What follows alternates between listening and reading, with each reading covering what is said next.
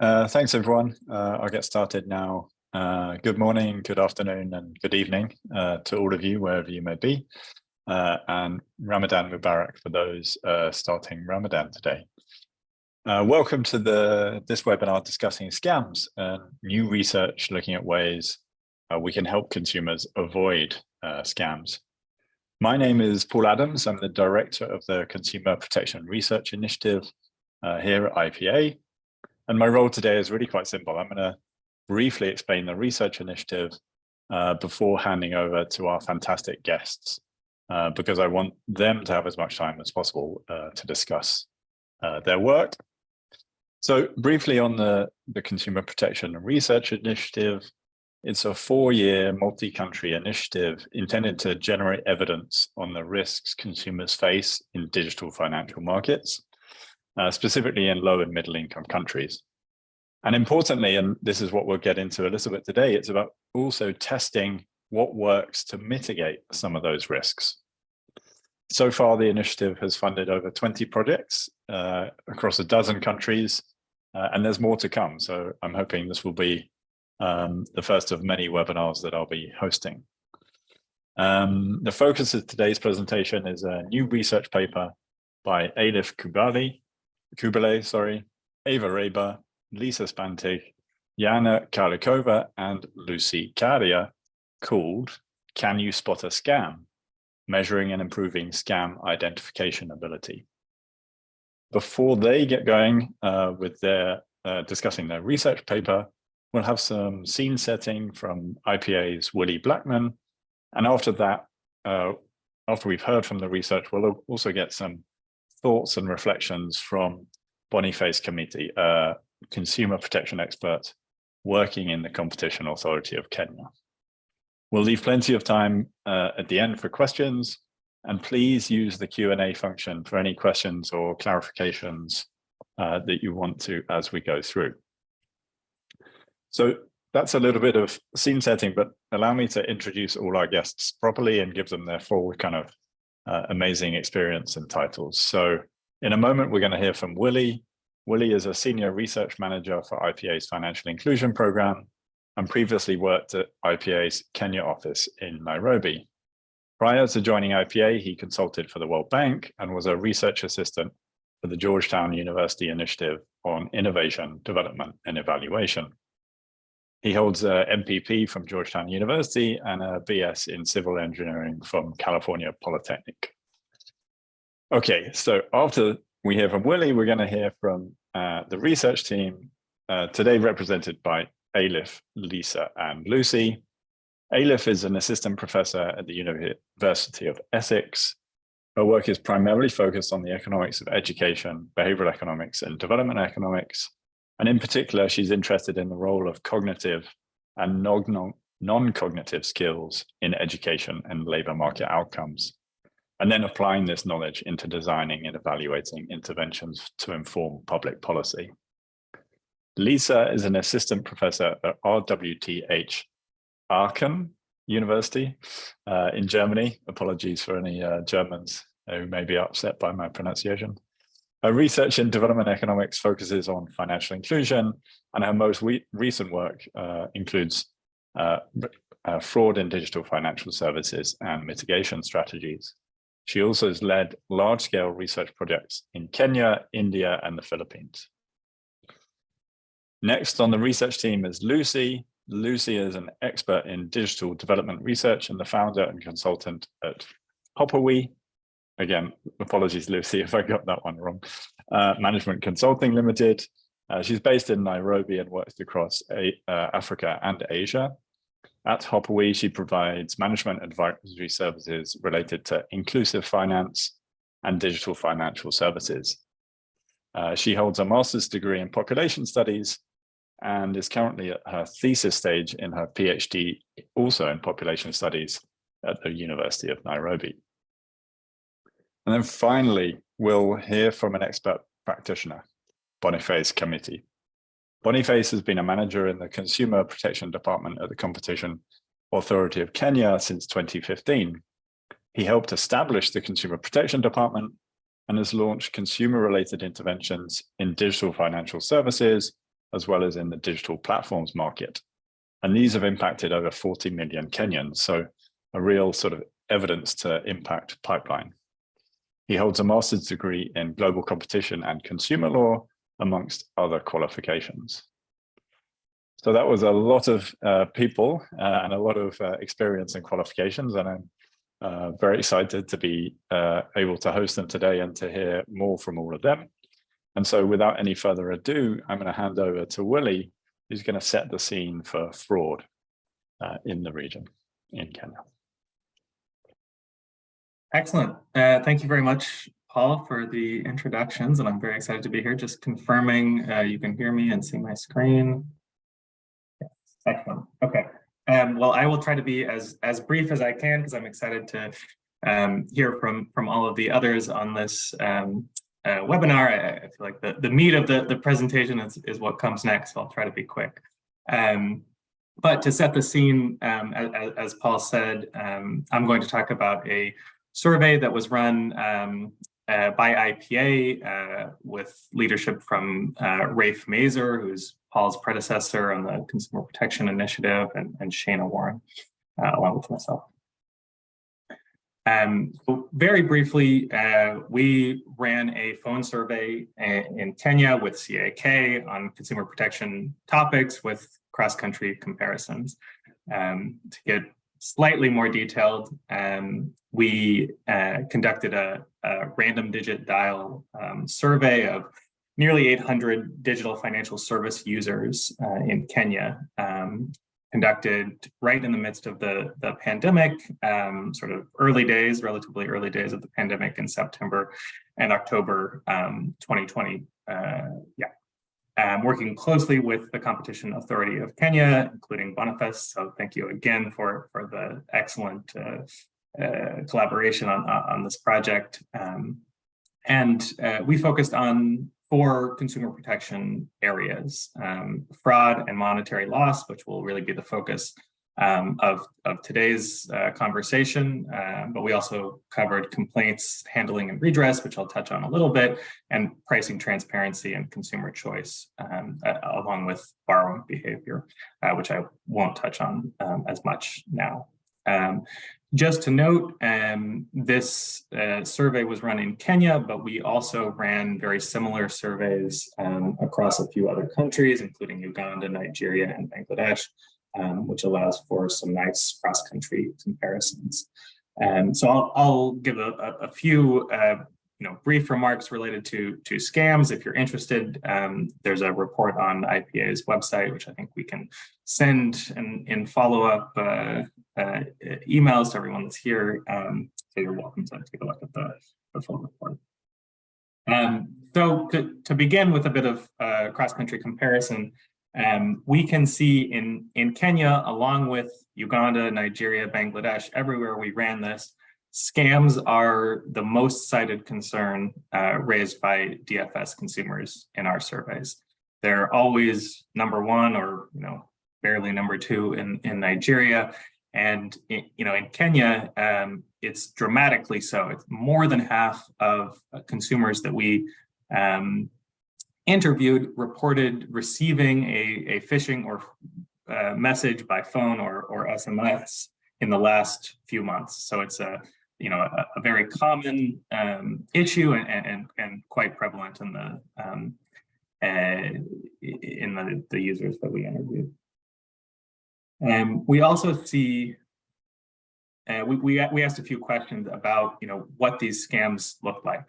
And we see that they are typically come in the form of an SMS or phone call, and they typically will ask for money to be sent to the scammer in some way.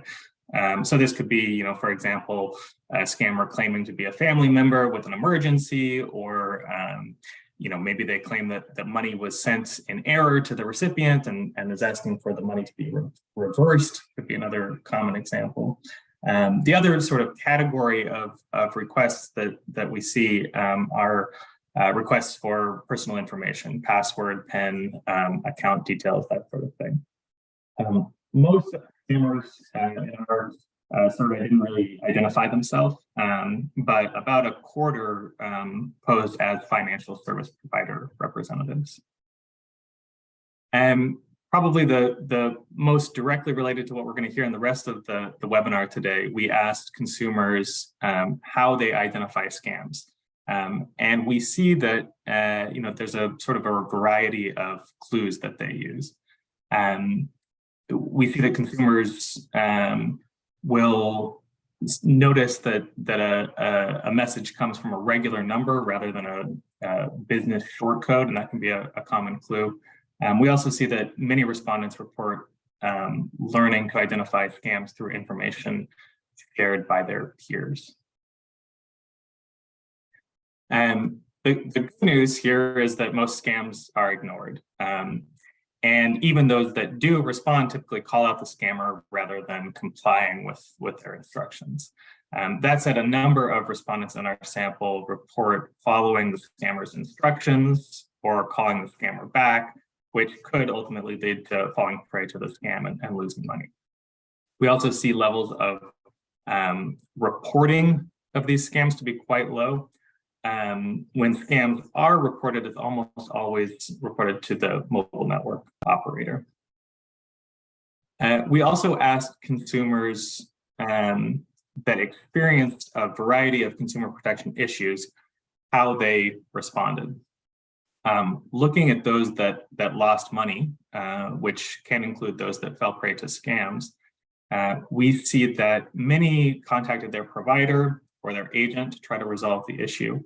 But it's a bit hard to see if you look at the gray bars, you'll see that indicates taking no action at all. And so in our sample, which is a relatively small sample at this point, we see that perhaps a third or so of people that lost money took no action and just accepted the loss. Finally, looking at the redress mechanisms that people do make use of when they lose money or have other consumer protection challenges. We see that people will typically make use of phone-based redress processes. Normally a phone call could be a USSD or SMS-based redress process. But regardless, we see that only about half of those that report their issue get it resolved. And perhaps the most interesting finding here on, related to complaints redress is we asked people that both got their issue resolved and those that did not get their issue resolved, how it may have affected their long-term usage of the digital financial service product where they experienced the issue. And we see that those that failed to get their problem resolved really significantly affected their, changed their usage of the product. We can see that 17% reduced their usage, 10% stopped using the service overall, and 6% changed providers, which is much higher than the rates for folks that got their issue resolved. So overall, I think we can see that scams, along with other consumer protection issues, are not always able to be resolved and ultimately can affect long-term usage of these beneficial products. So with that, I think I will turn it over to, I believe, Lisa.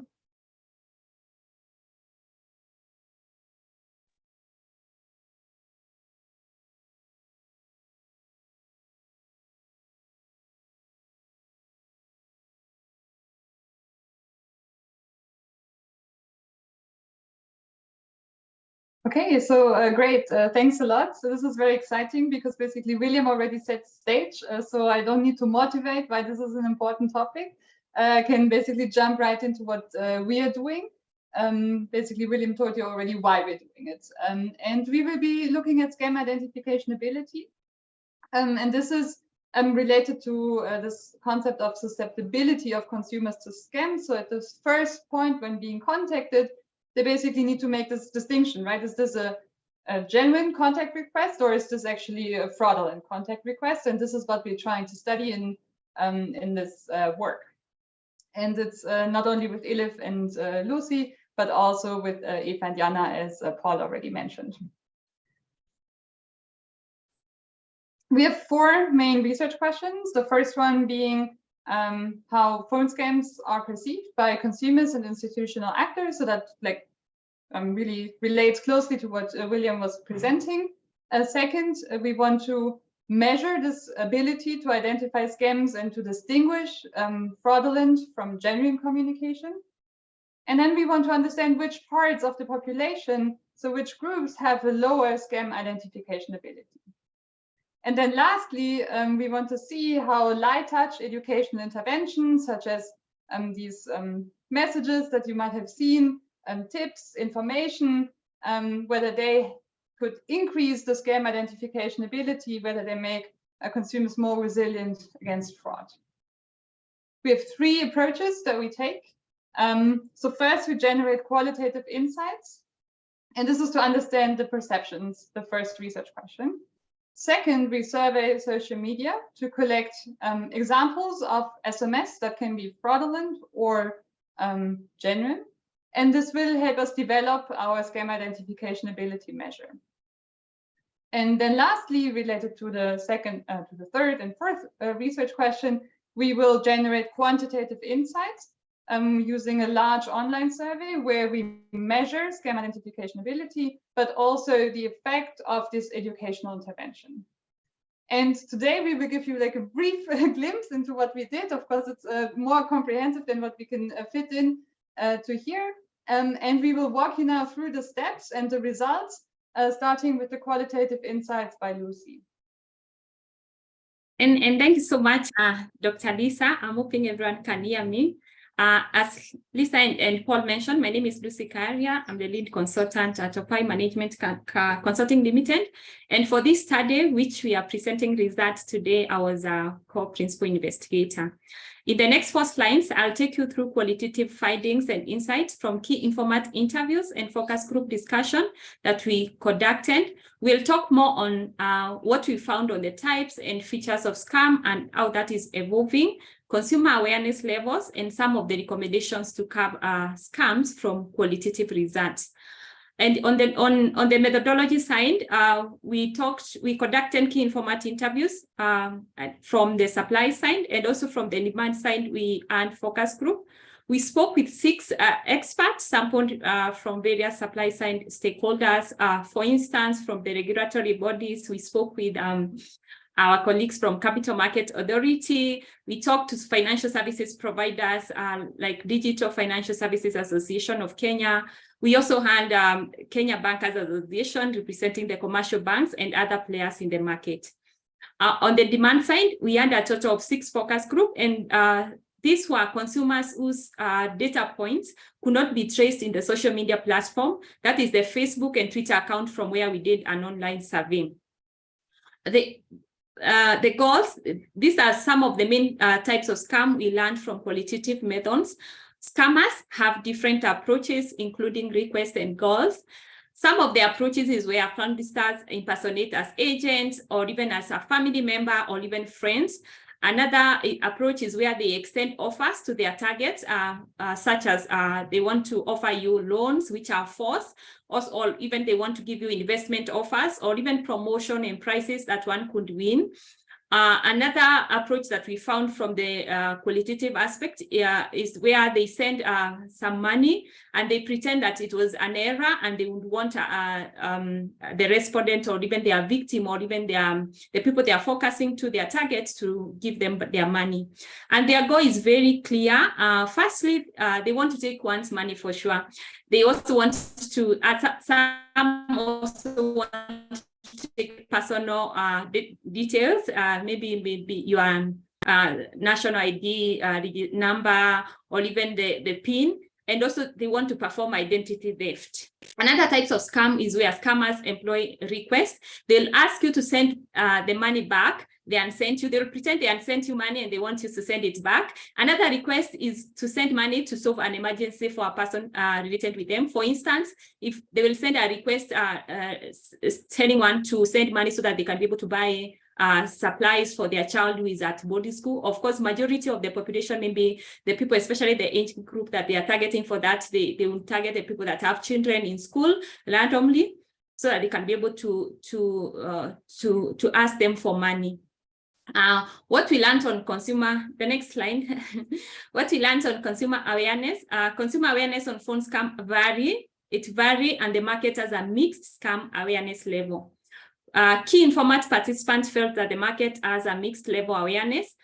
Active digital financial services users are more aware of scammer tricks than non-active and non-user segments.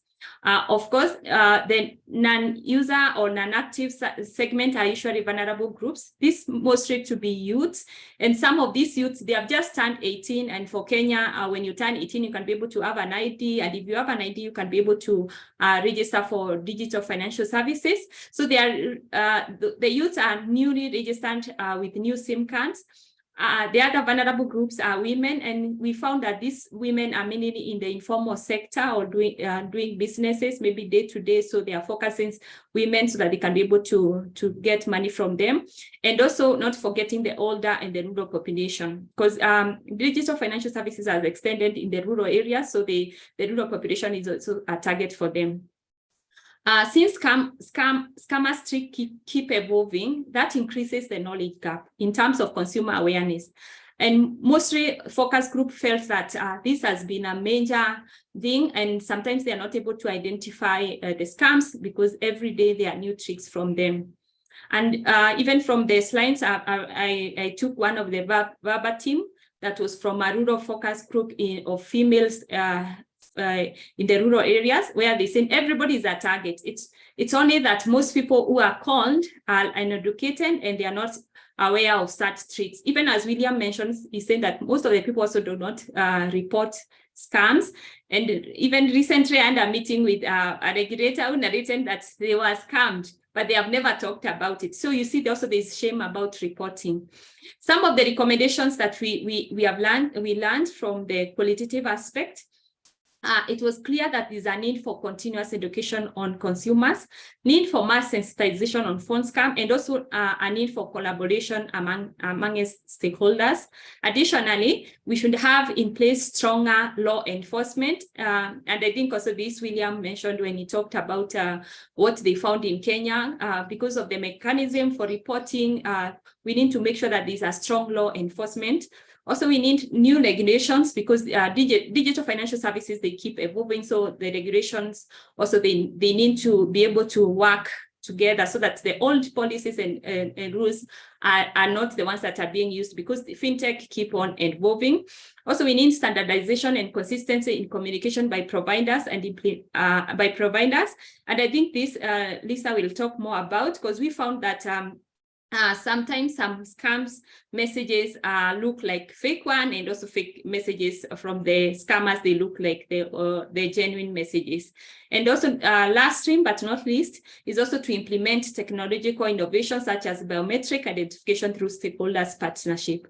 In conclusion, phone scams are evident in the market, and there is need for a well-thought effort by all stakeholders, including the consumers, to be able to curb phone scam. Digital financial services are part of our day-to-day lives for Kenyan markets. I'll pause there and take it back to Elfi. Thank you so much.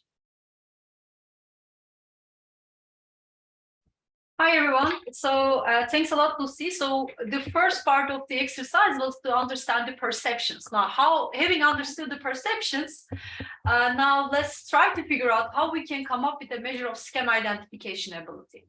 So in order to do that, what we do here is that so we first need to understand what is discussion around scams and official communication. So what did we do here? So in order to do that, we collected massive information about scams and official communication from different social media outlets. After having done that, we collected some information, we collected messages, and we filter out those messages following a certain decision rule. So what is this decision rule? This decision rule helped us cover different topics, including investment opportunities, job offers, and lottery wins. So we have a variety of messages in our sample of this scam and official communication. Also, we made sure that these are rather hard to classify messages, right? So these are hard to classify messages on scams and official communication. So the result, we ended up with 8 scam and 4 official messages in our sample of messages. So the next step was to administer this scam identification ability measure. So we conducted an online experiment in Kenya with 1,000 respondents in January 2021. And in this experiment, we collected information on demographics of our respondents, the use of digital financial services, scam experiences. Also, we administered our scam identification ability measure and we use this in 2 blocks. In first block, in each block, we had 4 scam messages and 2 official messages. You remember, we had 8 scam messages and 4 official messages as an outcome of the first exercise. So we evenly distributed this in 2 blocks. So an example is that, as you can see, there is this, we wanted to keep it as close as to a real environment, a real setting. So you see the vignette of the phone. So you see the sender, you see the message. So this is pretty much close to a real environment. And the question that we asked to the respondents was, is this a scam? So they were either saying yes or no. So now the question, of course, probably you're curious that how well did the respondents in our sample do in identifying scam and official messages? Remember, we had 1,000 respondents, so we want to understand whether they are performing well or not. So before we do that, we want to put your own scam identification ability to test, and we see how you will perform. So now we want to direct a question to our audience. So there will be, as you can see, we have a message here, an example message. And what we are asking you, just take a moment to inspect this message and tell us, is this a scam? You can either say yes or no.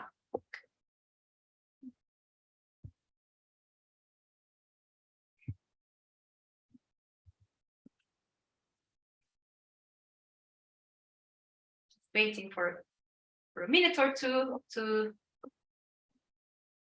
collect information, your responses.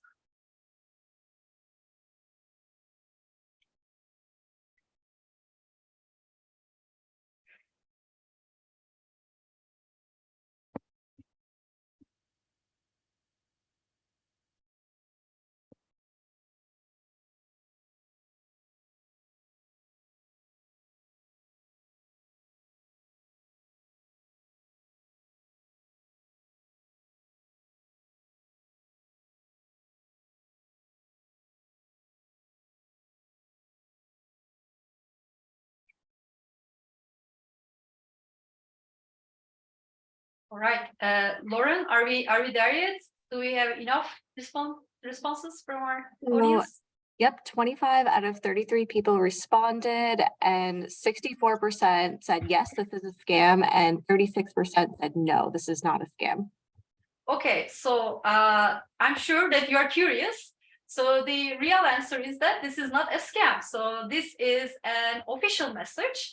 So so only 1/3 was correct actually in identifying whether this is a scam or not. So you thought that this is a scam message, but this is an official message. So actually your chances of understanding whether this is a scam or not is easier if you just flip a coin.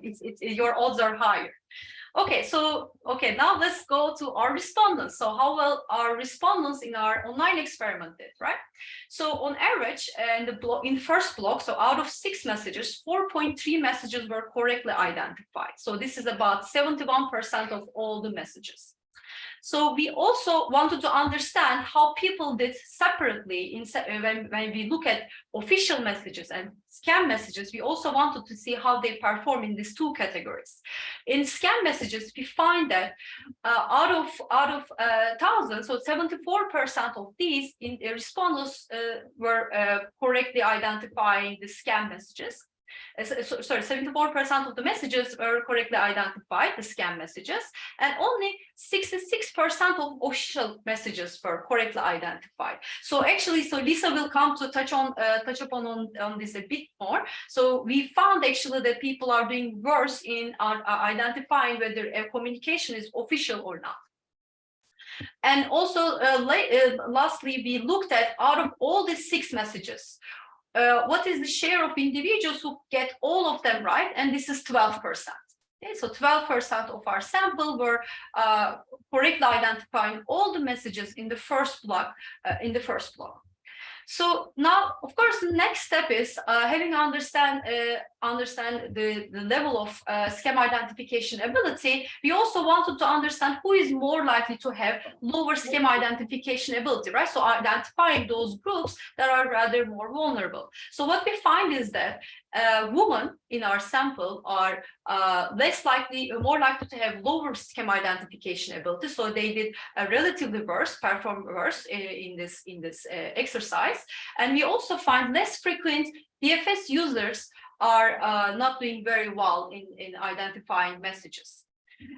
Also, in addition to these two, we found that controlling for demographic and all the other characteristics, individuals with no family and friends, with no peers basically, who has been a victim of a scam is doing worse. What does this mean? This means that if you don't know anyone who has been a victim, you are also more likely to be victimized. You are also more likely to perform worse in this measure. So remember, we have, Lucy has introduced you a bit the stakeholder meetings, all these meetings that we have done, and women and less frequent users, less frequent DFS users were already identified as the vulnerable group in the stakeholder meetings. In addition to that, we also identify individuals who are rather, who don't have this information through their social network, are also more likely to have this lower scam identification ability. So the next step is to understand what we can do, right? Why is this happening? Why people have this low scam identification ability? And one question is that actually one insight that we obtained in the first part of the study is that people have an information gap, right? I also saw in the Q&A just in the chat that someone commented on how people don't lack information about how to identify whether a message is a scam or official communication. So this led us to test whether having a light touch scam education would work, improving scam identification ability of individuals. So in order to do that, we came up with very similar tips, actually also raised in the Q&A box, that could help identifying whether a message is scam or not. So these tips are, for example, if you see a typo or grammar mistakes in a message, or if there's an unknown sender or a shortened link, or there are requests for private information, these are smoking guns that message is a scam. So we put all this information and we created a infographic, as you can see. And this infographic helps our respondents to understand these tips better, right? So in this infographic, as you can see, we have the font, exact font that we have in the message examples, that we are telling them to pay attention to the text, pay attention to the center, and you should be aware if someone is asking you about your private information, this is a smoking gun. So we are now, what do? We are putting this light touch online scam education into a test. So first, we remember we have 1,000 respondents in our sample. So we randomly distributed the sample to 1,000 individuals into 2 groups. Okay, in these 2 groups, in the first block, individuals classified messages as a scam or an official message, right? This was the first block. We also learned a bit about how they did in identifying scams. So this gave us a bit their baseline ability in identifying messages. Then we randomly allocated these respondents into 2 groups, right? The first group received these tips that I just showed you, and the second group did not receive the tips, right? So these are our 2 groups. They are balanced in every other characteristics that you can think of, but one group only receiving tips and the other group does not receive it, do not receive the tips. And then what did we do? We have another block, like the second block, and in the second block we have 6 messages again, and what they need to do is that they need to classify these messages as scam or official message. Now Lisa will continue telling you a bit more about the results of this online experiment. Okay, very good. So now to find out whether education increases scam identification ability, we compare the number of correctly identified messages in the second part for these 2 groups. And what we find is that no, education does not increase scam identification ability. How can you see this in this graph? We have the people who did not receive the tips. They do correctly identify roughly 4 messages, but it's similar for the people who receive the tips, right? And the number here on top, it basically says that also statistically speaking, the number of correctly identified messages is the same in the groups with the tips and in the group without the tips. Okay, so this is of course surprising because education was always raised in all like stakeholder interviews that Lucy described. So why is this not helpful? So to get a better idea, we now look separately again at the scam and the non-scam messages. So when we only look at the scam messages, we actually see that tips work. So here you see the screen bar is larger, meaning that the people who receive tips, they identify more messages correctly when we are only looking at the scam messages. However, when we look at the official messages, then we see that people who receive the tips are actually doing worse. So now this green bar for people who receive tips is actually lower, meaning that there's a smaller share of correctly identified messages after receiving tips. How can we think about this? How does it make sense? Well, it seems that tips make respondents more likely to say that a given message is a scam, so they become more cautious. And that's also why when we look at all of the messages, right, they can be either a scam or non-scam messages, then the tips don't work. Now we have so many people, then you might wonder, is there not anybody who is actually benefiting from the education, even if we look at all of the messages? And it is indeed true that we find that participants with post-secondary education, as compared to those who don't have post-secondary education, they actually benefit from the tip. They have larger scam identification ability after receiving the tips. However, the groups that Elif mentioned, or the groups that Lucy mentioned, who have a lower scam identification ability, who are perceived to be more vulnerable to frauds, they don't benefit from education. So that means that education does not close existing gaps. So now what can we take away from this? Education and awareness campaigns, they're widely used. That's also something that comes up quite a lot when we discuss this. And in a sense, education works, right? It makes people more cautious. So in that sense, it's good. But the question is at what cost, right? We don't want to scare off consumers. We don't want them to ignore all the communication they receive, right? Because then it's very difficult to get in touch with consumers. So ideally, we want people to make this distinction between the different types of communication. But here, this light touch intervention, it does not help achieve this increase in scam identification ability. So why are campaigns probably not as effective as we might hope? So one point is that as Lucy mentioned, in some of the non-scam communication, there are actually scam markers. There are red flags that suggest that the message is actually scam. So this kind of relates to the recommendation from stakeholders to further standardize communication and try to make it very clear how official communication differs from fraud communication. Then we see that the delivery mode, so here we basically show a text, and this might be difficult for some parts of the population to understand and to remember, right? And this could explain why we only see higher educated participants in our experiment benefiting from the tips. And then lastly, we briefly touched upon this. So the scammers are very innovative and they come up with new things. And then sometimes we need to update the information, which of course is static, right? We can only provide information that's currently relevant. And then it gets even more complicated to design a campaign that can be effective. So what we think is that we should also explore additional approaches to building resilience against fraud, in addition to education and awareness campaigns, where we think that these can be made more effective, but then also there's probably other solutions that we should talk about, and we will be happy to discuss those in the Q&A. And then that's basically the part of the research team. So I think now we're going to hear what is currently being done from Boniface.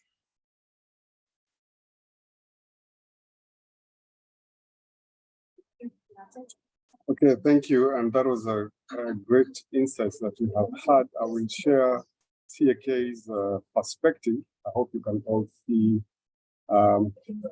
my presentation. And just as by way of background, that the authority, Competition Authority of Kenya, has both a competition and consumer protection mandate. Now, under consumer protection, then we do that under Part 6 of the Competition Act number 12 of 2010 on consumer welfare. Our mandate relating to the financial services sector more or less falls under a provision called the unconscionable conduct. And under unconscionable conduct, then we've been able to investigate matters relating to the financial services sector. We have received quite a number of complaints regarding scams and fraud cases. And once we encounter that, then we work with various sector regulators to handle those matters. But of most importance, I wanted to look at the legal and regulatory framework in relation to fraud and scams. In our experience, we've seen certain subsectors that are most vulnerable to fraud and scams. We have seen the emergence of mobile loan apps and credit-only institutions, where we have seen rampant incidences of fraud, scams, and what we call unconscionable conduct. But that's not to say that other subsectors of the financial services sector are not vulnerable to fraud and scams. Lucy just mentioned about the work with the Capital Markets Authority, and we have seen the increase in scams regarding to the capital markets, in the insurance sector, definitely banking, but not so much. I've not heard so much about the retirement benefits.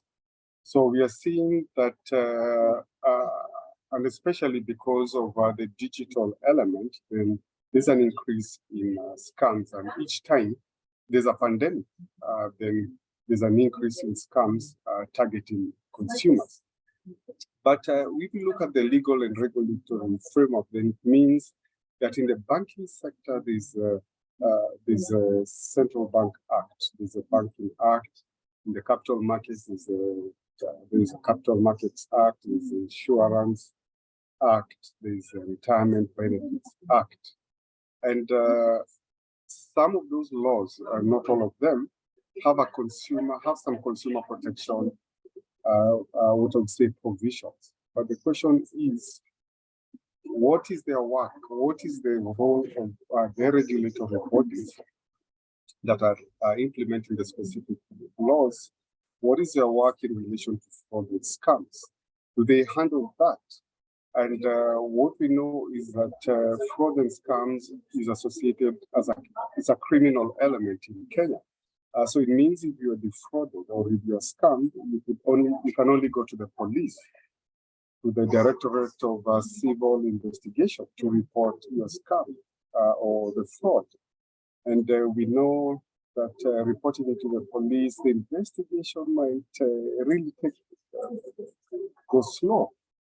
It may never be resolved at the end of the day. And that is the fear I think most consumers have regarding reporting scams. So what is the role of these sector regulators in ensuring that they're having an element of resolving issues revolving around fraud and scams?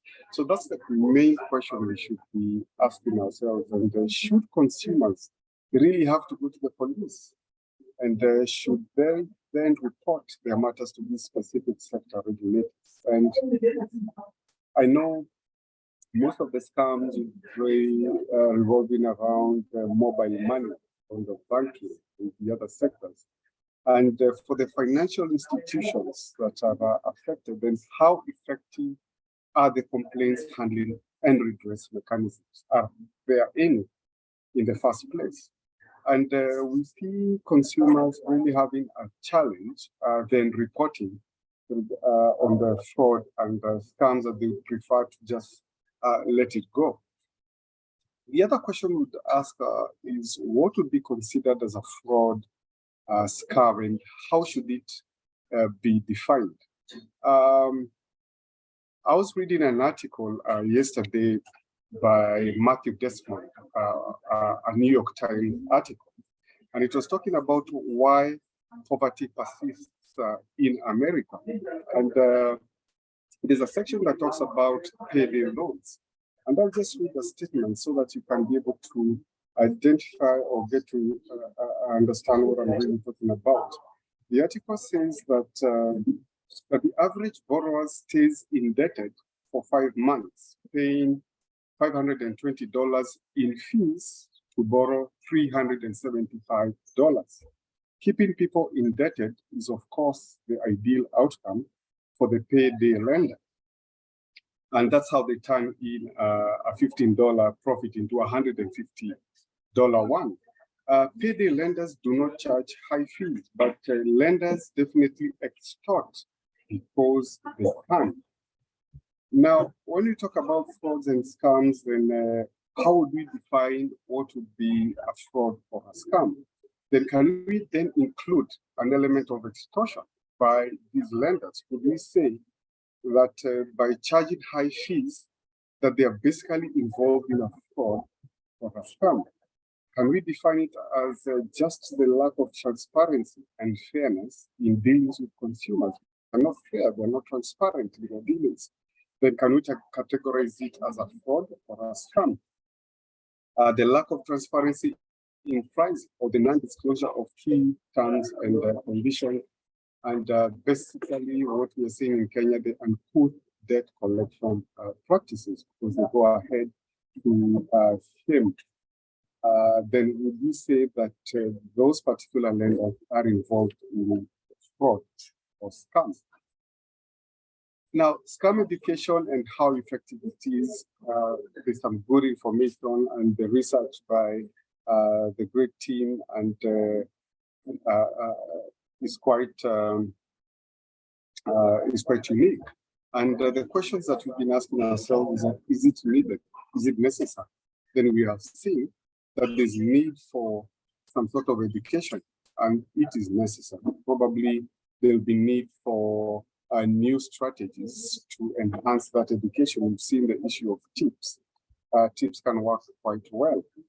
But what we also are thinking is that, is there a need for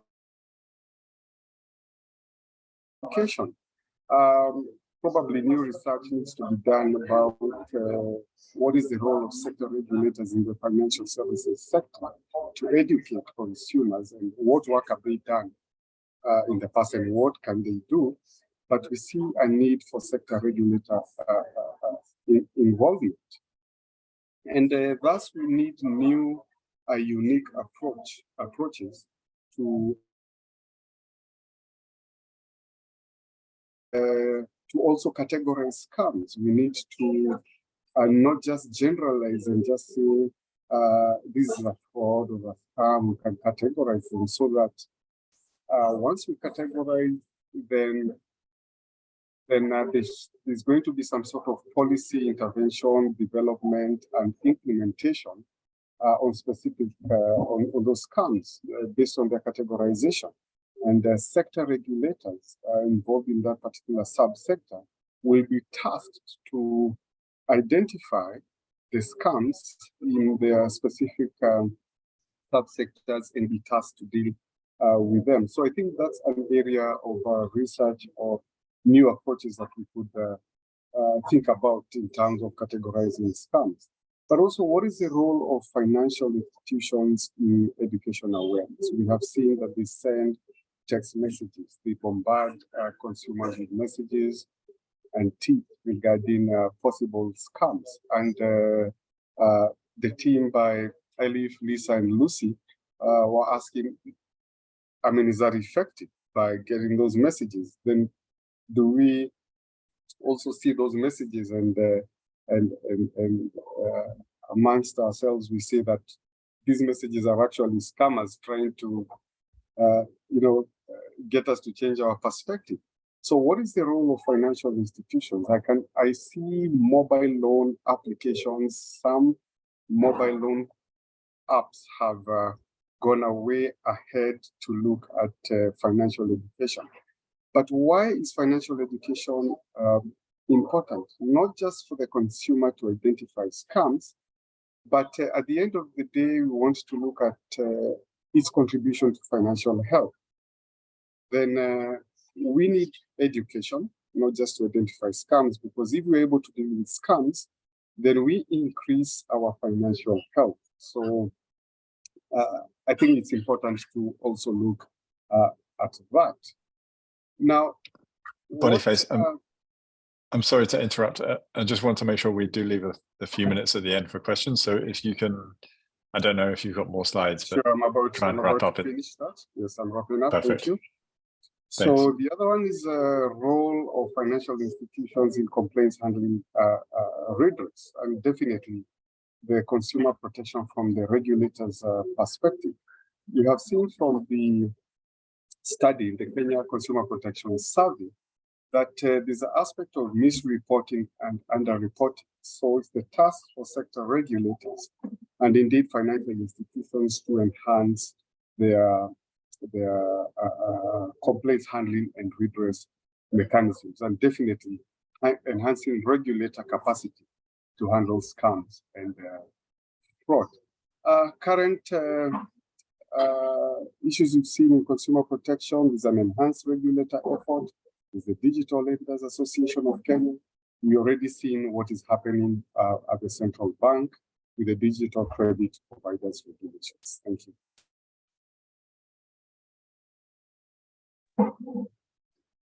Thank you, and sorry for cutting you off. It's always difficult to be the last one in a set of speakers because you end up having to deal with everyone else's delays, including my own. So apologies for that. We've already had some great questions coming through in the chat, some of which have been answered, some of which I wanted to leave open for a broader discussion.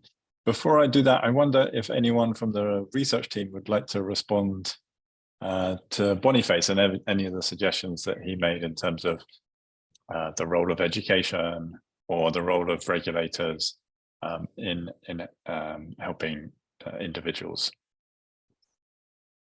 Maybe just very briefly, so not to cut off into the Q&A too much. Actually, we believe that, yes, it should be like a concerted effort. No, I mean, as it's also mentioned in the chat, we should not just burn everything on the consumer. So I think having complementary approaches is going to be important. And then regarding the unique approaches to awareness building, that's actually something that we are currently trying to look into in a new project. So the idea would be to overcome the stigma of like talking about victimization and really trying to make people talk to each other about their experiences such that they can learn from each other, right? As William pointed out in the beginning, that many people actually learn from each other. But then there's also this barrier of shame when you're actually being victimized that might stop people from interacting. And so that in combination with financial education, we believe could actually be one of the solutions. I don't think there will be this one single solution that we should try to find, but this will be more like a set of things that we need to implement. Yeah, there's never one silver bullet, right, to solve it. I wanted to return to Amol, the question that Amol put in the Q&A, and you touched on it, Elizabeth, Lisa, and I think you did as well, Boniface. And that's putting this idea that we're putting the burden onto consumers, either to be aware or to be educated, or somehow it's up to consumers to solve these problems. can we, are people also thinking, maybe this is for you, Boniface, first, are there technological or systems changes that could be implemented that actually, stop the scam at the root cause, as it were? And happy for Boniface, you to go first, and then maybe somebody from the research team can chime in. My comment would be the main, I would say, responsibility for stopping scams would lie with the financial institution. They have a responsibility to actually identify the scams and stop them, and also have complaints and effective redress mechanisms. So the regulators come in as a way to check on the conduct. If a consumer has not been redressed, then that's where the authority, the competition authority, comes in to now investigate, because that's when we right now a notice of investigation and launch formally. So the responsibility to first lie with the financial. And maybe to end on the same, I think from my perspective, I think we need, first of all, even this will call for another additional research, because I think the research on this side is not yet very much, where we are able to map from the financial sector providers, their systems and their processes, especially when it comes to how to redress the frauds. And then now from this, we can maybe, because I feel that there's need for even an integrated platform where people can be able to learn from each other, even as financial sector providers when they're dealing with this issue. And also now this will make sure that people are learning from one another from financial perspective, people, yeah.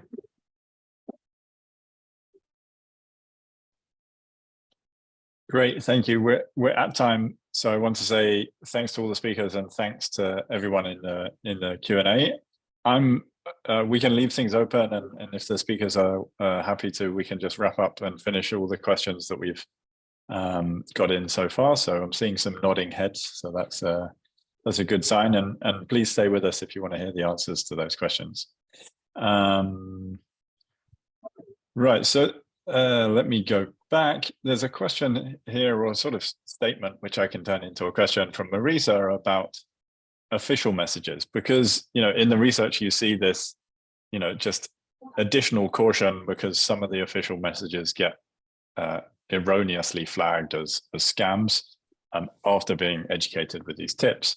So I guess a question for the researchers is, what should official organizations, government bodies, and FSP providers take away from that finding, and what more can they do? Actually, one thing that I want to comment on here is that in our, of course, we couldn't go into the details of everything that we have done, but one important takeaway of our study is that when we were going over all the official messages, as remember, we just collected all these messages from all the discussion in different social media outlets. So we found that actually in official communication, there are a lot of scam markers that we call this, all these grammar mistakes and this the links and these capitalized words or emergency type of statements. So from our perspective, one takeaway was that the official communication actually could really go hand in hand with the tips that they are providing their consumers.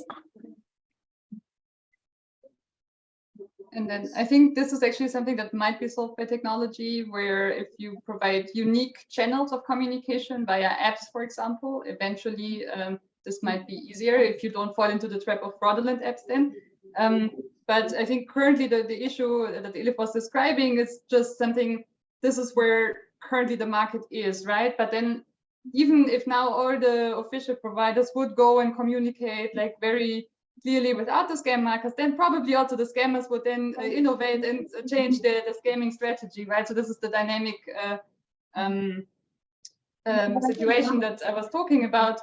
So I think here really the technology will help us, but this is not solving the current issue because many people don't have the smartphones. They're not these apps that allow for this unique channel of communication that can be trusted.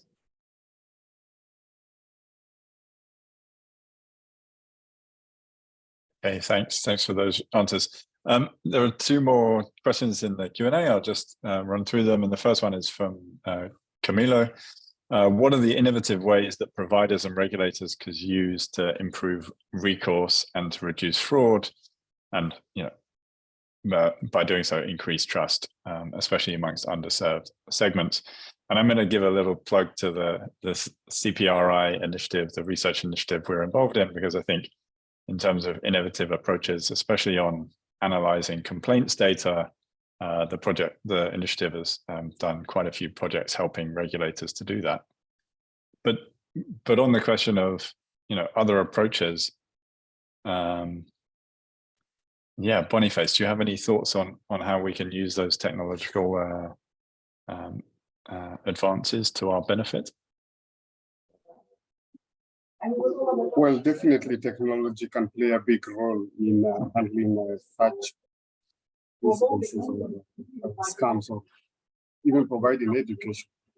I know countries are already looking at that. I know the government of Dubai, the Consumer Protection Agency, is already doing that, using AI to handle consumer complaints, and it's definitely one of the ways, effective or innovative ways that we can use. Thank you.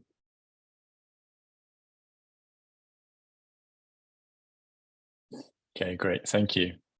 There's a question from Getana here around the willingness to pay by beneficiaries, presumably willingness to pay for education in these situations. And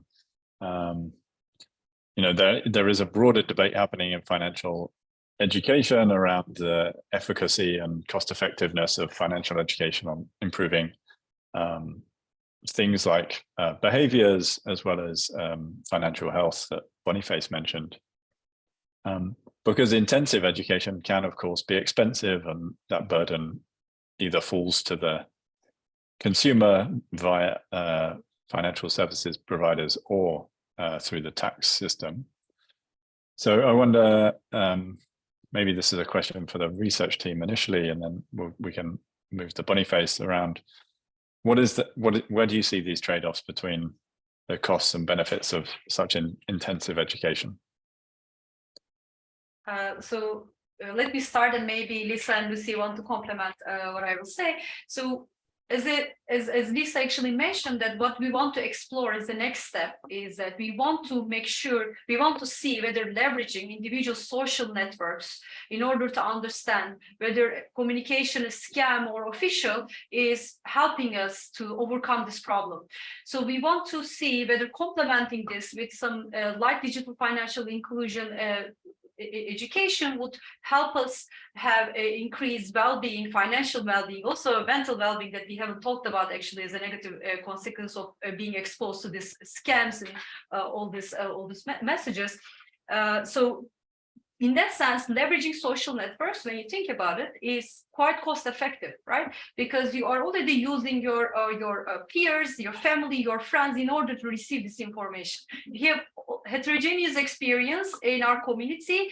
What we think as a research team right now is that we are not making use of these experiences in order to overcome these problems.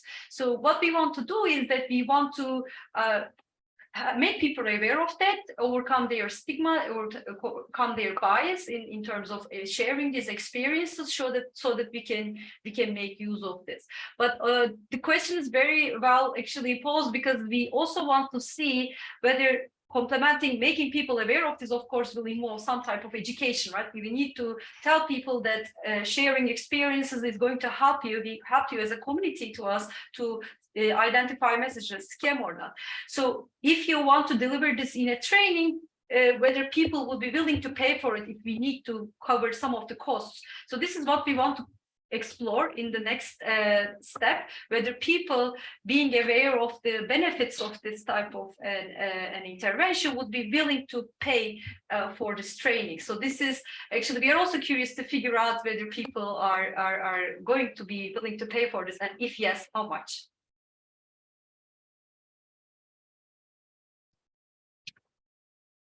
Great, thanks.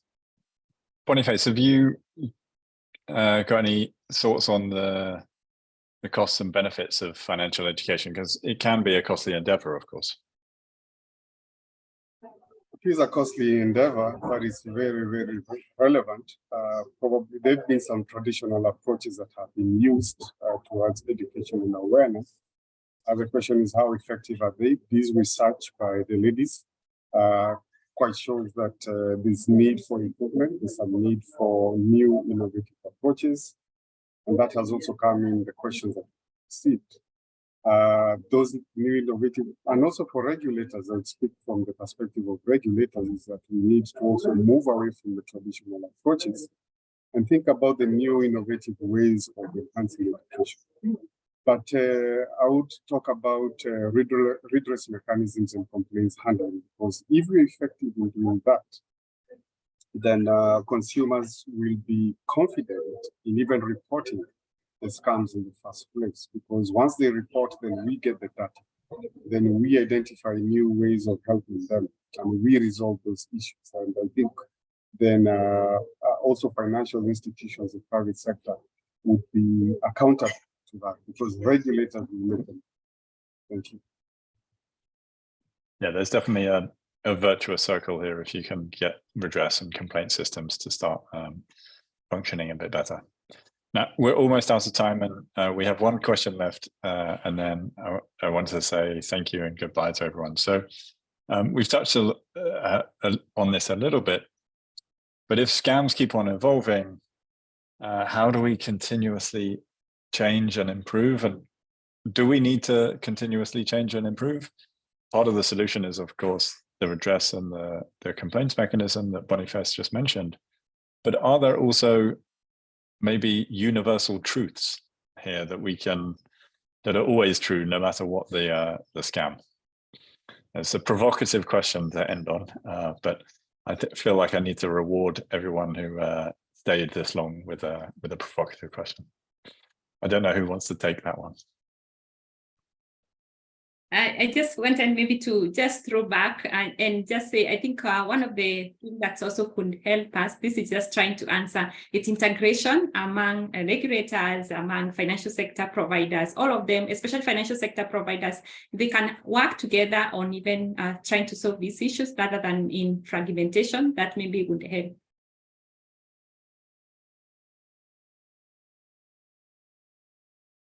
Anybody got the universal solution? Don't worry, I don't want to put anyone on the spot. Well, for me, I could just make a comment, because scams and frauds are not just cut across, they cut across national, regional, and international. But cooperation, as Lucy has indicated, not only nationally, but internationally should really be enhanced, cross-border cooperation. We need to look at our laws, how effective are they to deal with emerging issues, or because fraud is evolving, just like technology is evolving. So can law catch up with technology? Can it catch up with the fraud schemes that are coming up? So those are some of the things we need to look at. Thank you. Absolutely. Thank you, Boniface. And I think we'll take this moment to say thank you to all the participants. Thanks for sharing your views and your perspectives on this difficult issues of scam and scam awareness. And thanks for everyone who attended, and especially thank you to those 18 attendees who are still in the room. Well done for sticking it out past the end time. Many thanks. We will, as Lauren said, we will share some resources after the webinar is finished, so that you can read up a little bit more on the research and the research initiative. Thank you, and goodbye.